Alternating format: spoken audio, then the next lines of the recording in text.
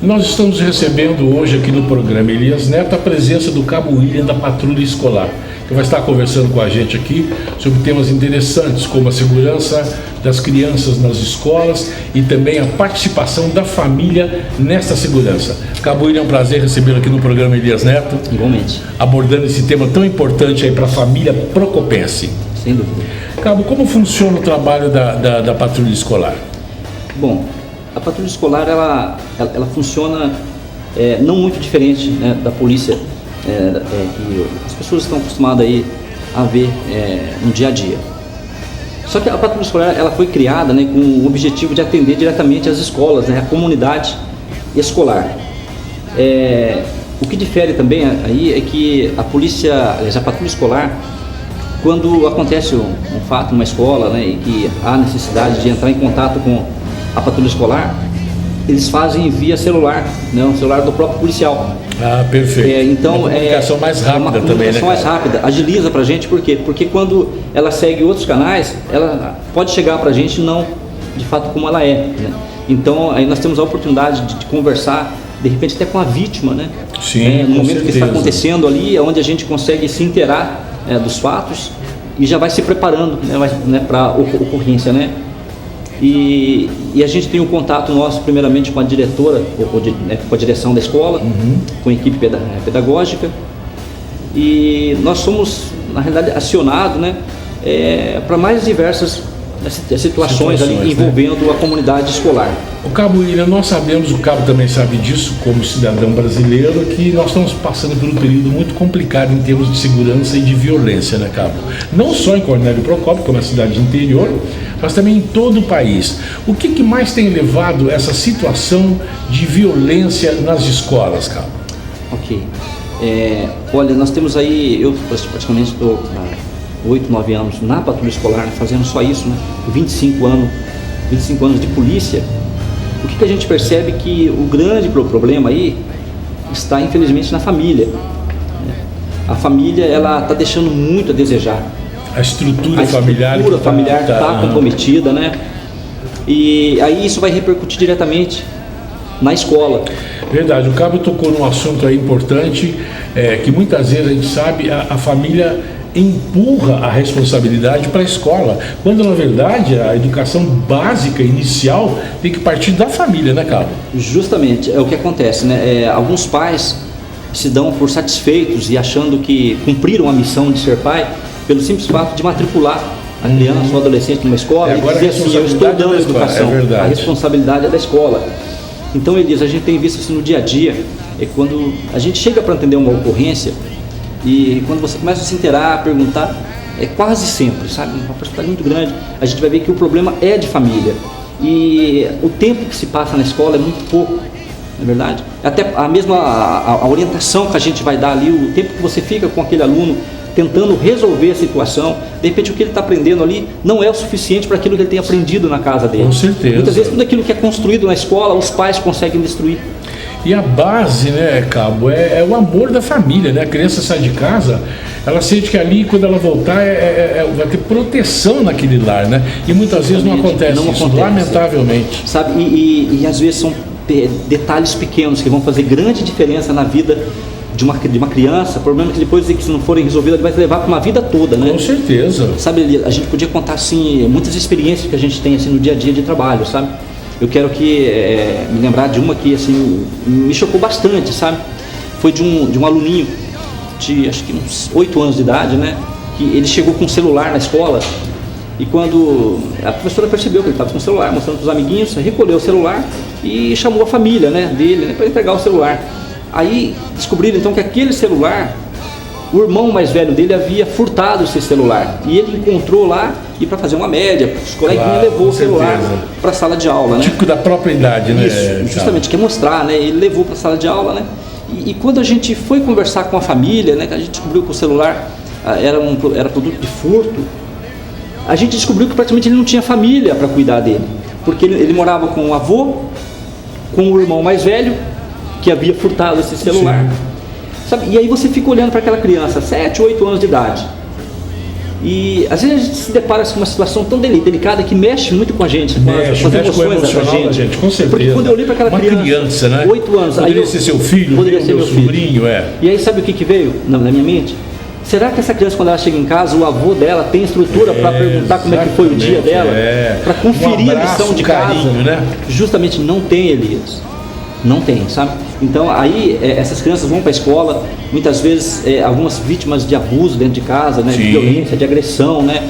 E aí o que elas estão presenciando ali, e elas chegam na escola e, querendo ou não, tudo aquilo que ela está vivendo em casa vai repercutir ali, né? Aí nós temos o quê? Crianças, adolescentes, de jovens violentos, agressivos, que não respeitam o professor. Porque aprenderam assim, sofreram na própria pele, né? Exatamente. É aquilo, a educação vem do berço, né? Mas se ele não tem ali uma figura masculina, paterna, uma mãe que seja um exemplo, alguém com quem ele possa se espelhar, alguém que ensine para ele que ele tem que respeitar, qual a possibilidade que ele vai ter de respeitar um professor que não é nada dele, certeza, não é parente, não é amigo, nada, né? Que vai estar cobrando ele. Isso na família, né, cara? Como é que ele vai passar isso na escola, né? Então, o que nós temos crianças agressivas, adolescentes agressivos na escola, que desacatam o professor. Isso tem acontecido muito, né, Cabo? O Cabo tocou num tema importantíssimo aí. Nós temos acompanhado aí nas escolas, em todo o país tem acontecido isso. É uma agressividade do aluno com relação à direção da escola, ao orientador educacional e até mesmo ao professor. É uma coisa que a gente há tempos atrás não acontecia. E está acontecendo muito frequentemente. Acontece muito, né? A gente não é tão velho assim, né? Mas lembra-se quando o diretor chegava na sala de aula, a gente se colocava em pé, não era isso? Sim, com certeza. Ficava de pé ali, todo aquele respeito, ninguém se mexia. Tocávamos o hino nacional na entrada das escolas, das aulas. Era assim que funcionava, né? E a gente não tem visto isso acontecer. Mas o que a gente tem presenciado aí são professores depressivos, professores doentes, sim, com certeza. Sabe, professores que são ameaçados e não têm coragem de representar contra o aluno, por quê?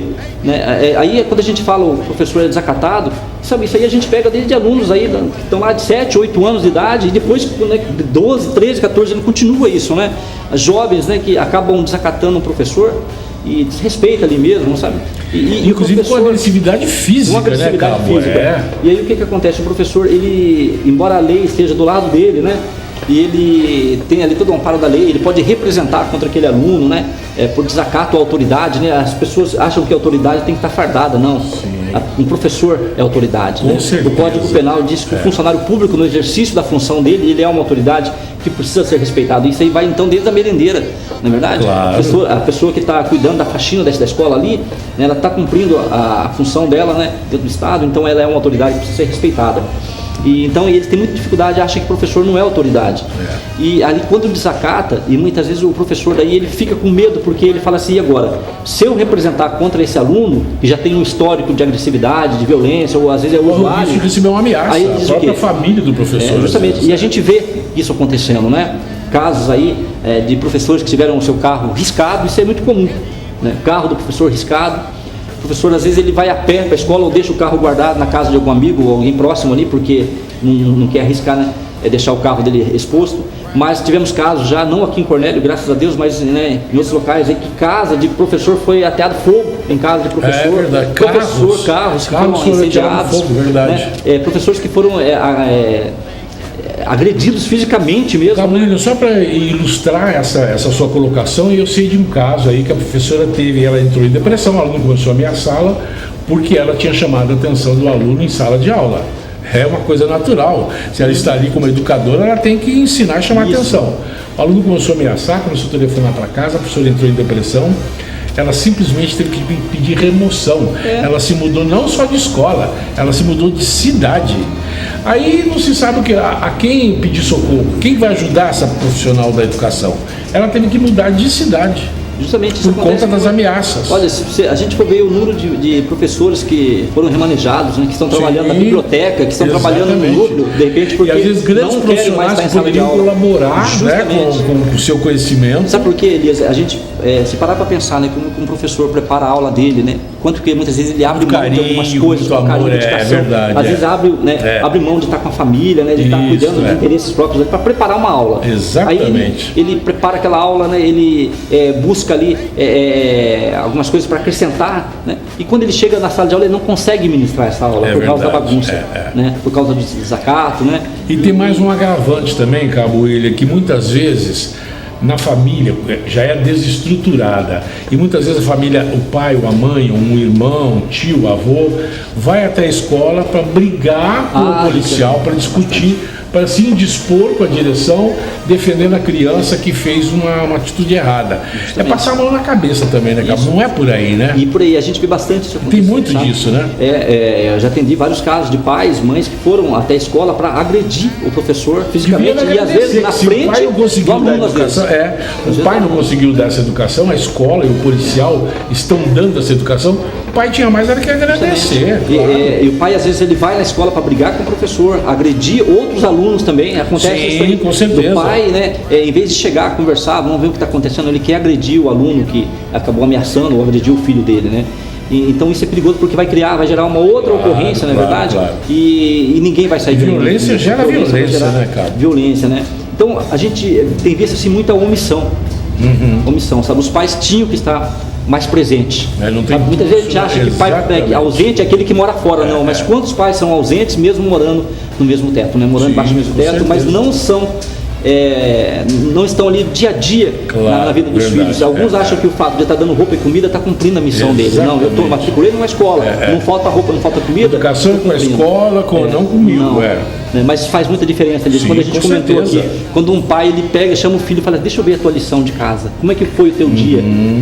Cara, sabe que a criança se sente amparada, e outra coisa, se a letra dele não está boa, ele vai começar a melhorar a letra dele, porque ele quer que o pai se orgulhe da letra dele. Com certeza. Né? Se ele tem dificuldade em alguma coisa, o pai é o momento que o pai tem, né, para conversar, orientar, né, nesse processo de educação, né? E o filho é isso. Quando ele vê que o pai está interessado por ele, ele vai se esforçar mais. E isso me chama a atenção, me fez lembrar de um fato também. Tem uma amiga minha pedagoga, ela contou essa história para mim. Uma amiga dela, já assim, moça, né, sei lá, seus 20 e poucos anos de idade, ligou para ela um dia chorando e dizendo assim: olha, hoje eu descobri que a minha mãe não me ama. Ela: não, mas peraí, por que você está dizendo isso? Não, minha mãe não me ama porque eu fiz um teste com ela. Mas o que aconteceu? Eu comecei a namorar um rapazinho, já até terminei com ele, mas no primeiro dia que eu conheci ele, eu levei ele para dentro de casa.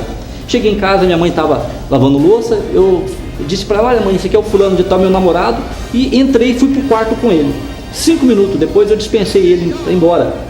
E estou aqui te ligando para dizer que a minha mãe não me ama, porque se a minha mãe me amasse, jamais ela deixaria um estranho entrar comigo no meu quarto. Total indiferença, né? E a gente vê isso na vida de uma jovem. Lamentavelmente. Então a gente vê a falta, né, de compromisso, a falta de omissão. Muitas vezes os pais estão preocupados com tantas coisas.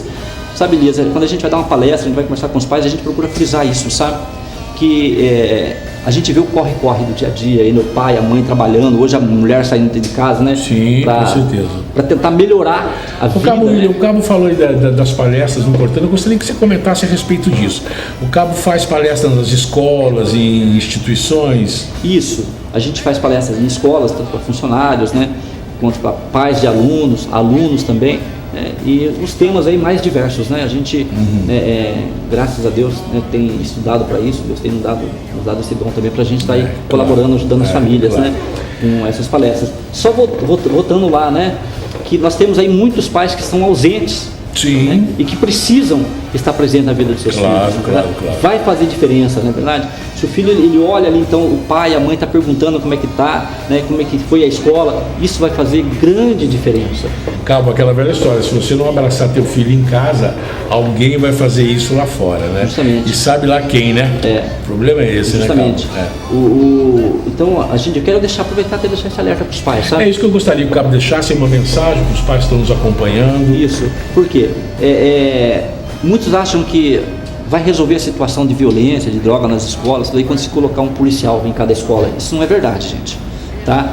Porque a figura do policial ali ajuda, mas o policial não pode estar 24 horas ali. Exatamente, Não é verdade? Então, a gente pede para os pais estarem mais próximos dos seus filhos, conversem mais com o teu filho, pergunte para ele como é que está o dia dele, como é que está. Vai de surpresa na escola, é bom, sabia? Se qualquer um que chegar... E aquilo que o Cabo William falou, o aluno vai se sentir amado, alguém está se importando. O meu pai foi na escola, né? Justamente, a leitura dele é essa. Meu pai se importa comigo, porque ele está indo atrás de mim, está perguntando. Quer saber da minha vida. Né? A gente chega ao absurdo da gente ver a omissão de alguns pais.